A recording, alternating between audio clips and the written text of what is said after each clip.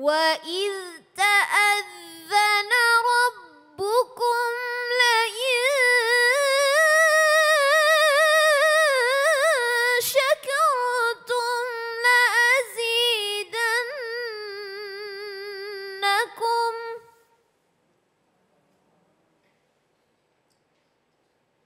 وَلَئِن كَفَرْتُمْ إِنَّ عَذَابِي لَشَدِيدٌ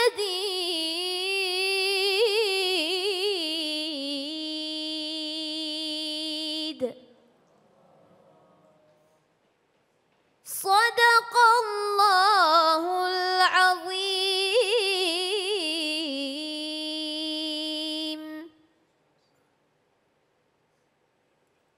Shadaqallahul Adzim, alhamdulillahirabbil alamin. Tadi kita sama-sama mendengarkan pembacaan ayat suci Al-Qur'an yang dibacakan dengan merdu sekali oleh Kaila. Assalamualaikum Kaila. Waalaikumsalam warahmatullahi wabarakatuh. Terima kasih udah luangkan waktu hadir di sini ya Kaila ya. Ya, sama-sama. Masya Allah. Dan kali ini istimewa karena Kaila hadir tidak sendiri, tapi hadir bersama dengan ibunda tercintanya, yaitu Ibu Ana ya. Ibu Ana, assalamualaikum Ibu. Waalaikumsalam warahmatullahi wabarakatuh. Ibu, kita mau ngobrol-ngobrol ya. Masya Allah. Masya Allah. Ibu, pertama saya kagum dengan Ibu. Ibu mendapatkan anugerah dari Allah yang luar biasa. Masya Allah. Seorang anak, seorang putri yang ternyata Allah berikan kelebihan atasnya. Ya, Allah muliakan bisa menghafal Al-Quran walaupun penglihatannya terbatas atau tidak bisa melihat. Nah, apa sih rahasianya Ibu? Waktu Ibu hamil itu tahu nggak bahwa kondisi Kaila itu memang seperti ini, tidak bisa melihat? Belum, nggak ada sih, nggak ada ya seperti itu. Jadi kita taunya kakak ada kelainan di penglihatan itu di usia 3 bulan, Om David, seperti Setelah itu. lahir, Setelah lahir, baru lihat bahwa baru ada kondisi ketahuan seperti itu di 3 bulan usia kakak. Waktu pertama kali melihat seperti itu ya Bu ya, namanya orang tua, ada perasaan gimana Ibu? Masya Allah, ya pastilah ya manusiawi, pasti perasaan kami, apalagi beliau anak pertama kami, Ya. ya pasti hancur banget lah Om. Jadi merasa bahwa Allah ini tidak adil seperti itu, karena kok kami yang diuji seperti ini. Padahal keluarga besar tidak ada yang seperti ini kan. Semuanya alhamdulillah dikarunia dengan anak-anak yang cantik, sempurna, normal, dengan panca indera yang normal. Tapi kenapa harus saya? Gitu. Seperti itu sih, pernah ada ungkapan seperti itu ke Allah, ada kecewa, ada marah, seperti itu. Manusiawi sih saya rasa seperti itu. Manusiawi ya Bu ya, artinya Iya. mungkin ada perasaan menyalahkan diri sendiri juga ya Bu ya, ada apa mungkin ini? Ada apa, mungkin saya pernah, mungkin ada dosa yang pernah saya lakukan sehingga Allah memberikan ujian besar ini, seperti itu sih Om. Masya Allah. Tidak semua orang loh Bu bisa mencoba untuk ibaratnya bisa seperti sekarang ya, berprasangka baik sampai akhirnya Kaila bisa menjadi salah satu anak yang dibanggakan dan bahkan salah satu kalau saya bisa bilang ini anak bangsa yang membanggakan, anak Masya bangsa ya, Allah, orang Masya Indonesia Allah, yang membanggakan. Hafiz Quran loh, Masya Allah, Masya Allah. Masya Allah. Gimana ngelatihnya Ibu sama Kaila ini bisa hafiz Quran? Jadi alhamdulillah, jadi semua ciptaan Allah itu tidak ada yang sia-sia ya Om. Jadi semuanya dibalik kekurangan pasti ada kelebihan yang Allah berikan. Allah. Seperti itu. Jadi Masya Allah kita lihat kelebihan yang Allah sudah berikan, yaitu daya ingat yang bagus, terus pendengaran juga yang kuat. Jadi ya kita dengerin yang baik-baik. Siapa tahu dengan cara itu kakak bisa menjadi anak yang bermanfaat. Awalnya seperti kita sih, saya dan suami bukan penghafal Al-Quran. Namun Masya Allah, Allah karuniakan anak yang kita bilang ini anak istimewa ya. Masya Allah, dibalik keterbatasannya tapi mampu menghafal Al-Quran. Awalnya sih cuma diperdengarkan aja sih Om. Iya, iya. Di usia 7 tahun itu kita coba memperdengarkan hal-hal yang baik yang kita tahu bahwa Al-Quran itu adalah yang paling baik. Iya. Jadi kita perdengarkan murotal karena setahu saya anak tunanetra seperti ini kan yang paling peka adalah indera pendengarannya. Pendengarannya, Seperti itu. Jadi iya, makanya kita lewat karena seperti itu akhirnya saya memperdengarkan murotal, kita memperdengarkan tiap hari dengan rutin, Masya Allah bukan hanya beliau menyimak tapi bisa menghafal juga, Masya Allah. Jadi Masya Allah. apa yang diperdengarkan keluar juga sesuai dengan apa yang didengar, seperti itu. Allah. Jadi kayak semacam alat rekam seperti itu, Masya Allah. Dan sama persis ya. Sama gitu ya. persis dengan apa yang didengar. Waktu itu, sekarang maaf, Kayla boleh ngobrol sama Kayla ya. Assalamualaikum Boleh. Kayla. Boleh. Ya, Kak David mau nanya nih, Kayla sendiri, kan Ibu bilang dari usia 7 tahun ya? 7 tahun. 7 tahun ya. Masih inget nggak tuh 7 waktu di usia itu kan ikut juga di TV juga ya? Iya. Acaranya apa namanya? 10 tahun itu. Ya 10 tahun ya. Usia 10 tahun itu apa? Itu nama acaranya apa? Kayla Hafiz pertama? Indonesia. Hafiz Indonesia. Dan itu seluruh Indonesia menyaksikan penampilannya Kayla pertama kali. Usia 7 tahun Kayla mulai menghafal Quran. Kalau boleh tahu apa sih yang membuat Kayla itu seneng sama Al-Quran awal pertama kalinya? Ya untuk awal-awalnya sih ya seneng aja gitu menghafalkan Al-Quran dari umur 7 tahun. Karena Kayla sudah menyaksikan nenek itu tiap hari ngaji. Nenek tiap kali ngaji? Ya tiap hari ngaji, tiap hari megang Al-Quran. Awal-awalnya Kayla nanya, Nek ini apaan sih gitu kan? Yang kayak buku ini apa gitu? Dan keutamaannya apa gitu? Kata nenek ini Al-Quran dibaca oleh semua umat Islam. Allahu Akbar. Ini adalah kitab Allah. Allah yang berbicara kepada kita katanya. Allah. Nah di situ Kayla merasa wah tertarik dengan indahnya Al-Quran itu yang nenek baca. Iya. Nah, pas Kayla udah mulai menghafal Al-Quran, makin kesini, makin hati ini makin nyaman aja dengan Al-Quran. Dan di situ Kayla mulai memahami bahwa Masya Allah, Al-Quran ini mempunyai banyak keistimewaan dan banyak keberkahan. Salah satu keberkahannya Kayla bisa memberikan kedua orang tua Kayla ini berangkat haji. Alhamdulillah bisa berumroh juga bersama keluarga Kayla. Dan bulan September kemarin 2022 bisa diundang langsung ke Kerajaan Brunei Darussalam sebagai tamu kehormatan kerajaan. Allah. Dan itu yang kenapa Kayla ini termotivasi untuk menghafal Al-Quran, salah satunya adalah Kayla gak mau buta 2 kali. Maksudnya buta 2 kali gimana Kayla? Ya. Maksudnya yang di sini Kayla itu sudah dibutakan di dunia, ditambah lagi Kayla harus buta lagi di akhirat. Karena di situ Allah berfirman, وَمَنْ أَعْرَضَ عَنْ ذِكْرِي فَإِنَّ لَهُ مَعِيشَةً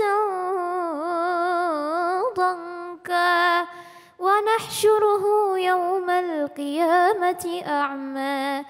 Surah Toha ayat 124 yang mana Allah menjelaskan, barang siapa yang berpaling dari peringatanku, maka sungguh dia akan menjalani kehidupan yang sempit. Dan kami akan mengumpulkannya pada hari kiamat dalam keadaan buta. Masya Allah. Karena dia itu berpaling dari peringatan yaitu Al-Quran. Gitu. Jadi Kayla berharap dengan hafalan-hafalan Al-Quran Kayla bisa melihat wajah kedua orang tua Kayla di surga. Amin ya Allah. Bisa berdampingan langsung kepada Nabi Muhammad SAW dan mendapatkan dan memberikan syafaat untuk kedua orang tua Kayla insya Allah. Amin ya Allah, amin ya Allah. Saya tergetar hatinya waktu Kayla bilang, saya nggak mau dibutakan 2 kali, nggak mau buta 2 kali, buta di dunia dan buta di akhirat. Kayla, banyak orang yang di dunia matanya bisa melihat, Tapi belum tentu nanti kelak di akhirat matanya bisa melihat. Masya Allah. Kela, kita secara fisik orang awam ngelihat Kela gak bisa melihat. Tapi hari ini kita belajar bahwa Allah berikan kemuliaan, kelebihan kepada Kela yang hari ini bisa menggetarkan jutaan orang yang menyaksikan dan juga mungkin yang ada dalam studio ini. Gitu. Diingatkan kita untuk dekat lagi dengan Al-Quran. Pada saat Kela mulai pertama kali belajar Al-Quran, itu kan Kela melalui pendengaran. Kela bisa belajar ini, baca pakai braille bisa? Alhamdulillah sejak usia 11 tahun. 11 tahun sudah bisa pakai braille, Quran braille ya? Mm-mm. Masya Allah. Sekarang Kela, di depan Kela ini banyak ibu-ibu dan juga jutaan orang menyaksikan seperti kondisi Kela. Apa kira-kira yang Kela mau sampaikan untuk semuanya?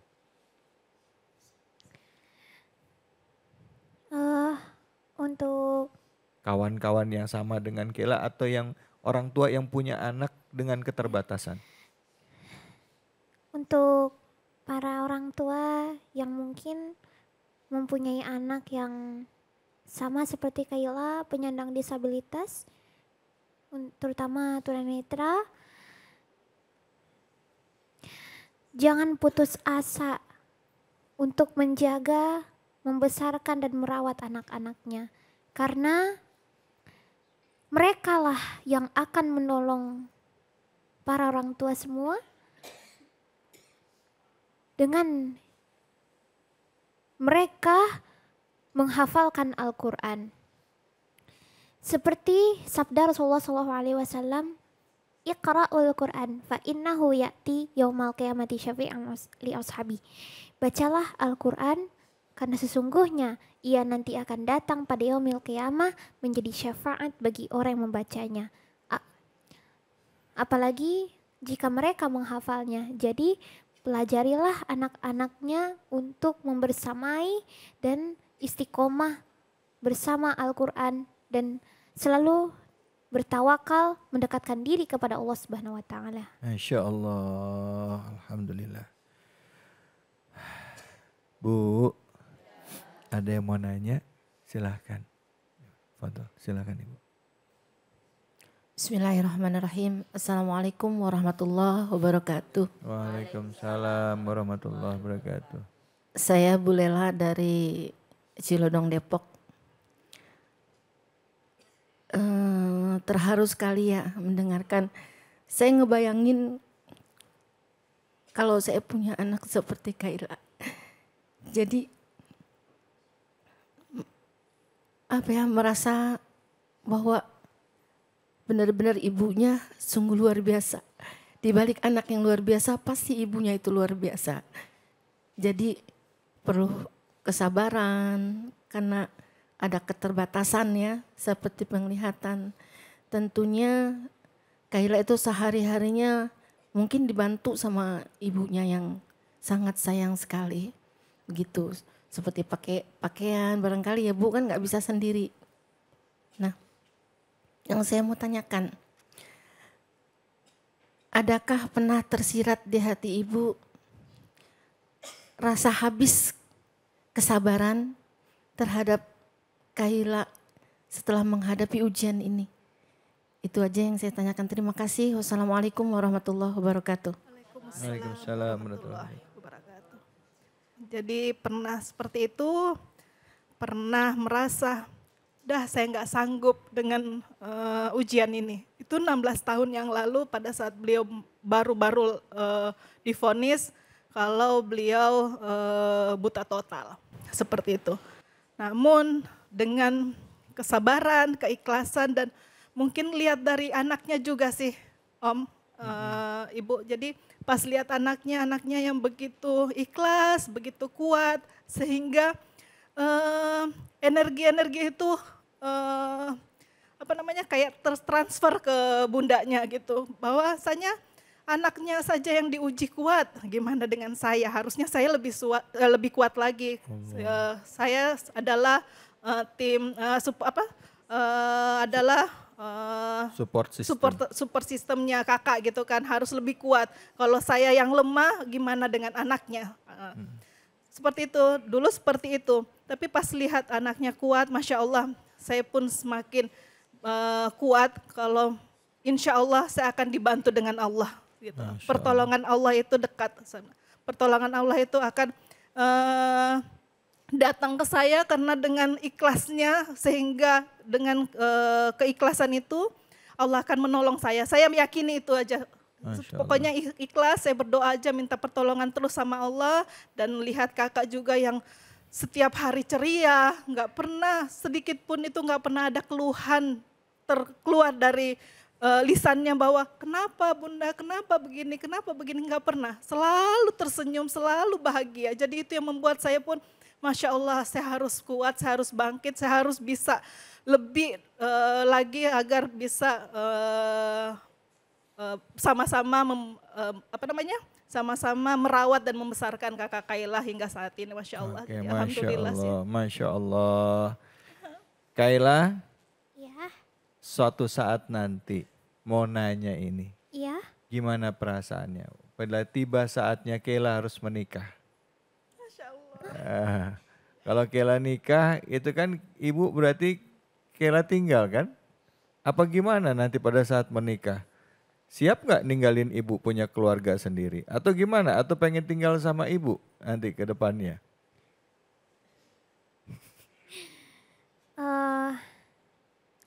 Kalaupun pada saat nanti menikah, walaupun nanti berbeda rumah, insya Allah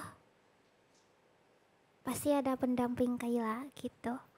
Jadi Kaila tetap insya Allah membersamai orang tua walaupun nanti beda tempat tinggal.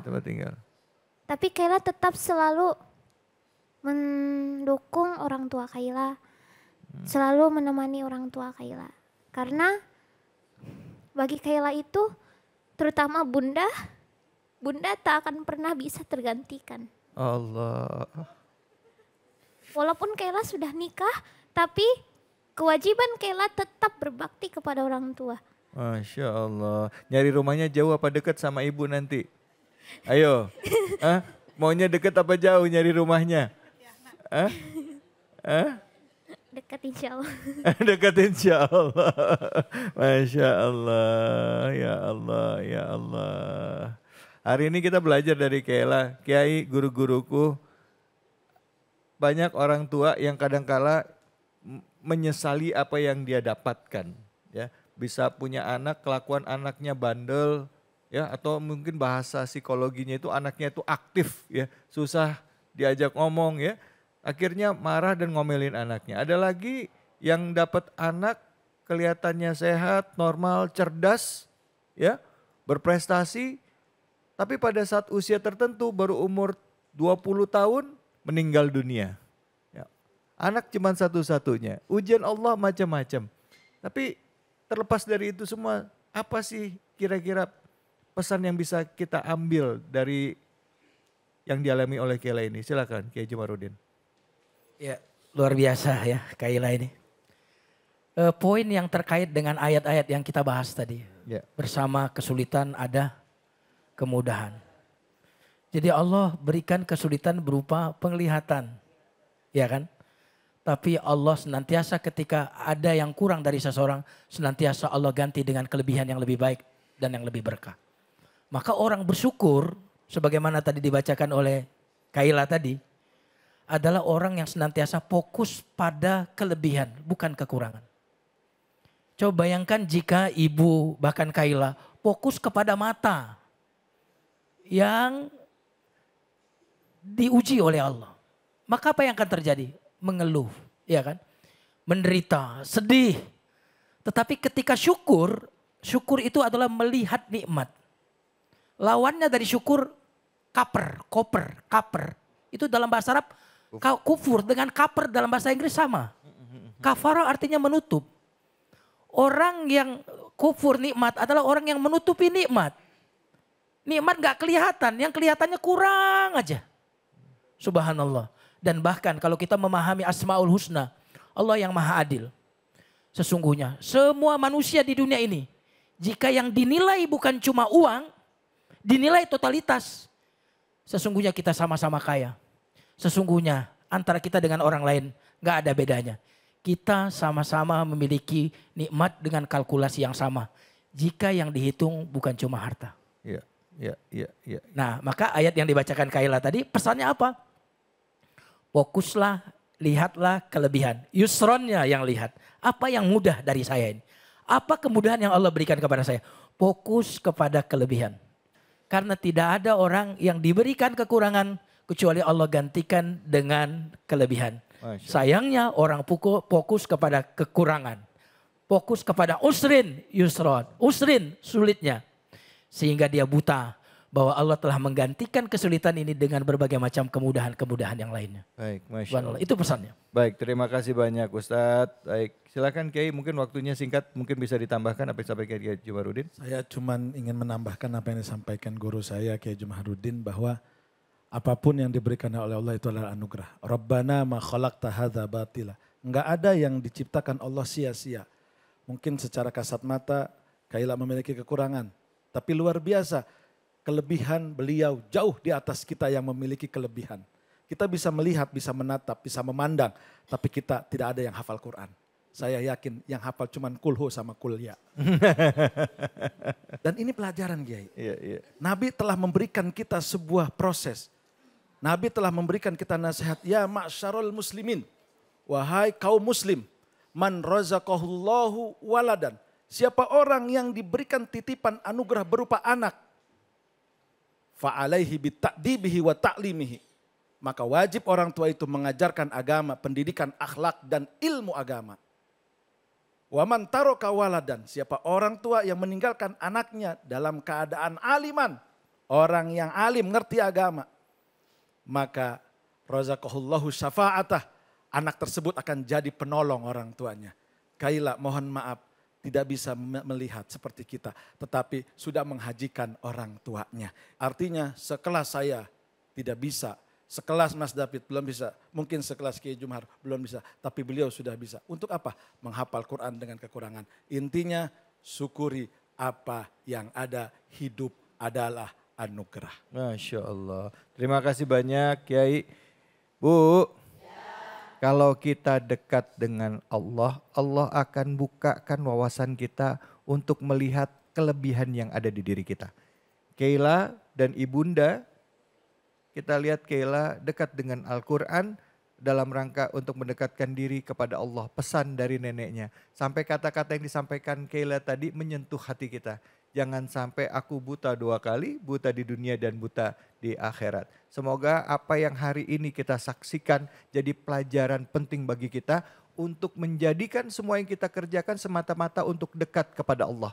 Sehingga pada saat kita dapat kesulitan, dapat ujian, yang kita lihat hanya Allah dan Allah juga yang berikan kita kemampuan untuk melihat kemudahan yang ada di sekitar kita. Begitu ya Kiai ya. Jangan kemana-mana, kita akan lanjut lagi. Terima kasih banyak ya Kiai. Terima kasih banyak Bunda, terima kasih sudah dapat ilmu. Kita akan bahas lagi tentang ujian, kita akan bahas tentang segala hal yang ada di sekitar kita. Hanya di sini, di Cahaya Hati Indonesia.